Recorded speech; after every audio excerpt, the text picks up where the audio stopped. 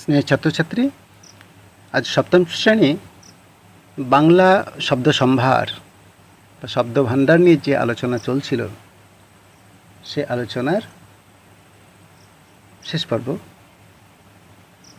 আজকে ভারতীয় শব্দ, তাছাড়া নবগঠিত শব্দ, অনুদিত শব্দ, খণ্ডিত শব্দ, এগুলো নিয়ে একটু আলোচনা করব। তোমরা মনোযোগ দিয়ে শুনবে এবং এর থেকে প্রশ্ন যখন তোমাদের মনে উদয় হবে তোমরা প্রশ্ন পাঠাবে আমাকে। ভারতীয় শব্দ অর্থাৎ ভারতীয় ভাষা থেকে আগত যেসব শব্দ, এর মধ্যে বিভিন্ন প্রদেশ আছে, সেই প্রদেশের শব্দ। যেমন ধরো মারাঠি, মহারাষ্ট্রের ভাষা, সেখান থেকে শব্দ এসেছে। যেমন তোমরা ইতিহাসে চৌথ পড়ো, বর্গী শব্দটা। হিন্দি শব্দ যেমন তোমরা পড়ো দাদি, পানি, জিলিপি, এই শব্দগুলো হিন্দি থেকে আসা। অর্থাৎ উত্তরপ্রদেশ, বিহার, এই সমস্ত অংশে যে হিন্দি বলাই রয়েছে, হিন্দিতে কথা বলে যারা, তাদের ভাষা। তেমনি গুজরাটি একটা শব্দ, গুজরাট থেকে যে আসা শব্দ, গুজরাটি ভাষা থেকে। হরতাল, খাদি, তকলি, এটা গুজরাট থেকে। হরতাল মানে হচ্ছে হাটে তালা, সেটা আমরা বলি হরতাল। তামিল ভাষা থেকে আমরা পেয়েছি চুরুট শব্দটা। পাঞ্জাবি ভাষা থেকে পেয়েছি গরবা, তরকা। তারপরে শিখ, তার নাচ হয় ভাংড়া। এই শব্দগুলো আমরা পাঞ্জাবি শব্দ থেকে পেয়েছি। আরও বিভিন্ন প্রদেশ রয়েছে, রাজ্য রয়েছে, সেখান থেকেও প্রচুর শব্দ আছে। এই খোঁজটা তোমাদের করতে হবে। খুঁজে খুঁজে দেখো আর কোথায় কী শব্দ আছে। আর যখন আরও কিছু জানতে ইচ্ছে করবে, তোমরা আমাদের সঙ্গে যোগাযোগ করবে, ফোন করবে। রাত্রি 8টা পর্যন্ত তোমাদের ফোনের অপশন খোলা থাকে, তোমরা ফোন করবে। বা বিভিন্ন শিক্ষক তোমাদের কাছে হোয়াটসঅ্যাপে প্রশ্ন চান, প্রশ্ন পাঠাবে। আমার হোয়াটসঅ্যাপে তোমরা প্রশ্ন পাঠাতে পারো। এবার আমরা দেখো নবগঠিত শব্দ। নবগঠিত শব্দ বলতে এগুলোকে মিশ্র বা সংকর শব্দ বলা যায়। এবং বিভিন্ন রকম শব্দ, যেমন তৎসম, তদ্ভব, দেশি, বিদেশি, সব মিলেমিশে এক শব্দের সঙ্গে অপর শব্দ বা প্রত্যয় আদি যোগ করে একটা মিশ্রণজাত শব্দ গঠিত হয়। তখন তাদের বলা হয় মিশ্র বা সংকর শব্দ, অর্থাৎ মিলেমিশে যাওয়া। হয়তো প্রথমটা দেখা গেল যে তৎসম শব্দ, পরেরটা একটা দেশি শব্দ, মিলে একটা শব্দ তৈরি হয়ে গেছে। সেই শব্দটাকে আমরা বলবো যে মিশ্র বা সংকর শব্দ। তন্ত স অনুস্বার কর, সংকর। যেমন পিতা, ঠাকুর। প্রথমে দেখো তৎসম পিতা শব্দটা, পরের শব্দটা কিন্তু দেশি, ঠাকুর। আবার দেখো বজ্র, আটুনি। বজ্র তৎসম আর আটুনি শব্দটা দেশি। যেমন মায়া, কান্না, দুটো শব্দের যোগে তৈরি হলো দেখো তৎসম এবং দেশি শব্দে। যদিও পিতা ঠাকুর শব্দে ঠাকুর শব্দটা দেশি হিসাবে তোমাদের বইতে আছে, তবু এটা তিগির শব্দ থেকে এসেছে বলে অনেকে মনে করেন। দেশি আর বিদেশি শব্দ মিলেমিশে একটা, যেমন দেশি শব্দ রাজা আর বিদেশি শব্দ বাদশাহ, তাহলে রাজা বাদশাহ, কাজ কারবার, ধন দৌলত, হাট বাজার, একটা দেশি শব্দ একটা বিদেশি শব্দ মিশ্র হয়ে গেল। তাহলে দেখো এটাকে বলছে সংকর, মিশে যাওয়া। বিদেশি শব্দ এবং দেশি শব্দ, যেমন অফিস পাড়া, হেড পণ্ডিত, মাস্টারমশাই, তোমরা নিজেরা বুঝতে পারছো। বিদেশি শব্দটা হচ্ছে অফিস আর দেশিটা হচ্ছে পাড়া। হেডটা হচ্ছে বিদেশি শব্দ, আর দেখো পরে আছে পণ্ডিত। তোমরা বুঝতে পারছো যে পণ্ডিত শব্দটা ইংরেজি শব্দ নয় বা বিদেশি নয়, এটা আমাদের সংস্কৃত শব্দ থেকে এসেছে। মাস্টারমশাই, মহাশয় শব্দ থেকে মশাই, মাস্টার দেখো ইংরেজি শব্দ। তেমনি রেলগাড়ি, ডাক্তারবাবু, এরকম বিদেশি এবং আমাদের ভারতের বিভিন্ন ভাষার সঙ্গে মিলেমিশে একটা সংকর শব্দ তৈরি হয়েছে। আবার দেখো বিদেশির সঙ্গে বিদেশি শব্দ দুটো আলাদা আলাদাভাবে আলাদা আলাদা দেশের, যেমন একটা বিদেশি শব্দ পুলিশ, তার সঙ্গে দেখো সাহেব শব্দটা যোগ হয়েছে। সাহেব শব্দটা আমাদের ভাষা নয়, এটাও বাইরের, তাহলে বিদেশি বিদেশি যোগ হয়ে গেল। কোর্ট কাছারি, হাফ টাইম, উকিল ব্যারিস্টার, এই শব্দগুলো আলাদা আলাদা শব্দ যোগ হয়ে গেছে, যোগ হয়ে একটা সংকর শব্দ হয়েছে। আবার দেখো বিদেশি প্রত্যয়যুক্ত শব্দ, যেমন বাবুর সঙ্গে গিরি শব্দ যোগ করা হলো, সুদের সঙ্গে খোর, ছাপার সঙ্গে খানা, চালের সঙ্গে বাজ, এই শেষেরটা সব প্রত্যয়।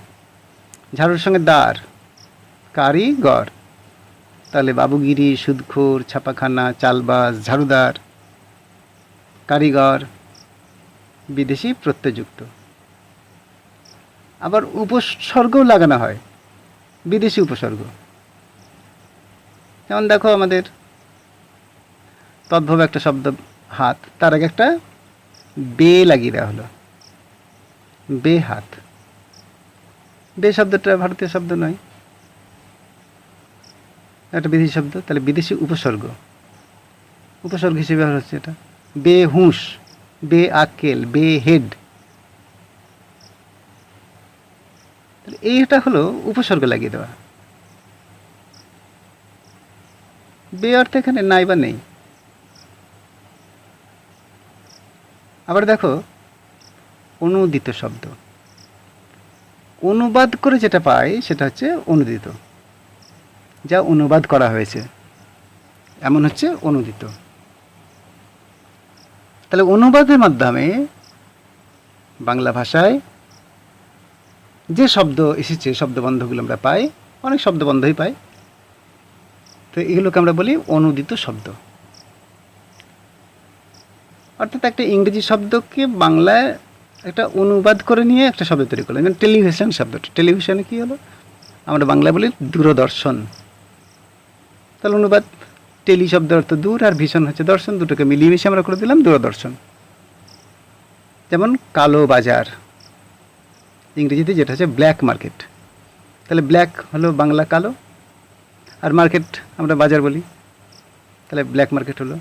আবার দেখো সিংহভাগ, লায়ন্স শেয়ার, সিংহভাগ, ঠিক মানে করে, আগেরটা মানে করে নেওয়া, পরেরটার মানে করে নিয়ে একসঙ্গে যোগ করে নেওয়া।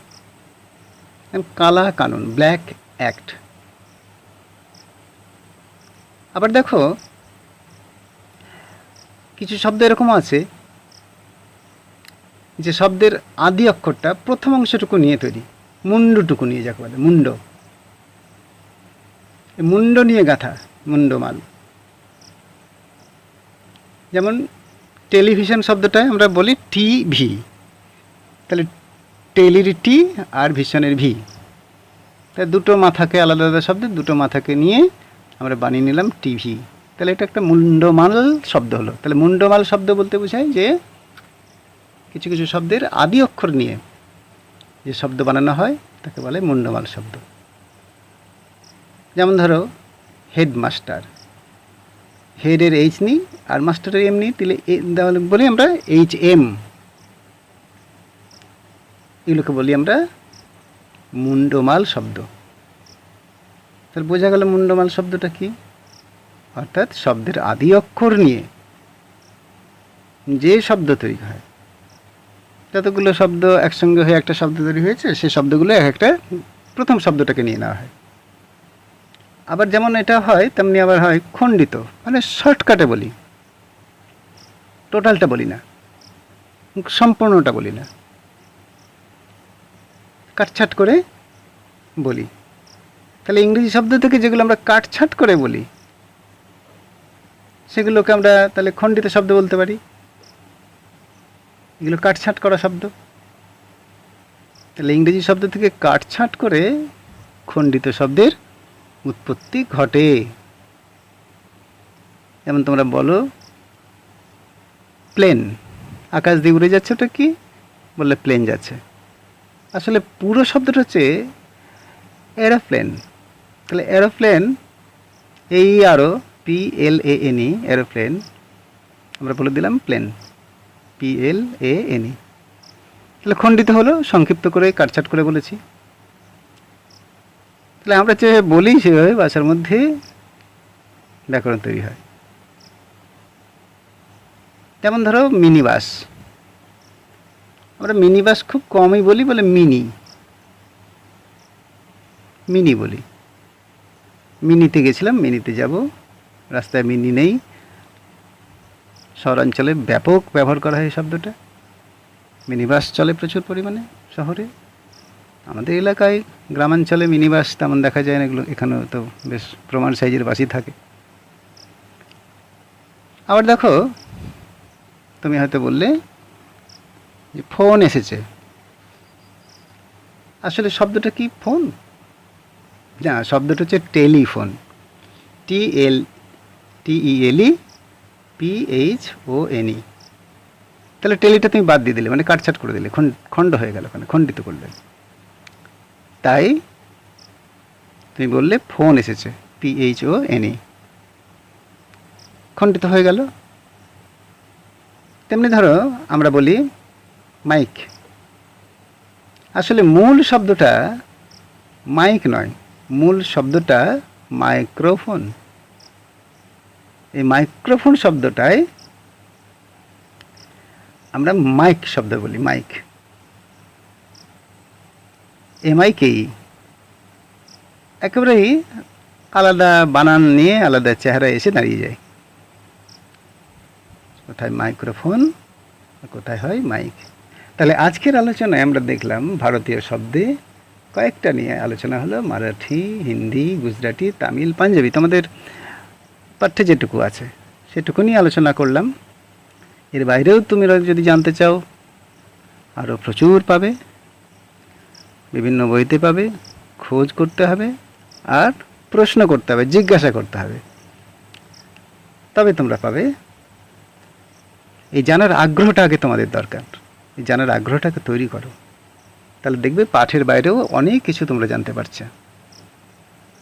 আর নবগঠিত শব্দ যেমন মিশ্র বা সংকর শব্দ, সংকর শব্দের মধ্যে তোমরা দেখলে তৎসম দেশি, তৎসম দেশি মিলে একটা, দেশি বিদেশি মিলে একটা, বিদেশি দেশি মিলে একটা, বিদেশি বিদেশি মিলে একটা, আবার বিদেশি প্রত্যয়যুক্ত দেখলে, বিদেশি উপসর্গযুক্ত দেখলে। এরপরে দেখো অনুদিত শব্দ, খণ্ডিত শব্দ, তো এগুলো কিন্তু খুব জরুরি, এগুলো কিন্তু খুব ভালো করে তোমরা মুখস্থ করবে। তাহলে অনুদিত শব্দ, খণ্ডিত শব্দ, নবগঠিত শব্দের মধ্যে তাহলে এগুলো পড়ছে, সংকর শব্দ এগুলো নবগঠিত শব্দের মধ্যে পড়ছে, তাহলে এগুলোকে ভালো করে মুখস্থ করবে। ভারতীয় শব্দের মধ্যে যেগুলো বললাম এগুলো ভালো করে করবে। তাহলে আমরা বাংলা শব্দ ভাণ্ডারের মধ্যে যে আলোচনাটা করলাম টোটালের উপরে যদি আমরা একটা দেখি, তাহলে প্রচুর এখানে বিদেশি শব্দ আছে, এগুলো মনে রাখবার চেষ্টা করবে, মুখস্থ করবে, মুখস্থ করার প্রয়োজন আছে। বিদেশি শব্দে আরবি, ফার্সি, পর্তুগিজ, তারপরে জাপানি, তারপরে তোমার ফরাসি বললাম, ফরাসি, তারপরে আছে তোমাদের রুশ ভাষা থেকে আছে শব্দ, তারপরে ফার্সি ভাষা থেকে আছে শব্দ, তারপরে ওলন্দাজ আছে, চীনা আছে, গ্রিক আছে, বর্মি আছে, জার্মান আছে, মালয় আছে, অস্ট্রেলিয়া আছে। এই শব্দগুলো সব ভালো করে তোমরা মুখস্থ করবে। আজকে এই পর্যন্তই। এর পরের দিন এর পরের চ্যাপ্টার নিয়ে আমরা এর পরের অধ্যায় নিয়ে আলোচনা করব। আজ এই পর্যন্ত। সকলে ভালো থেকো।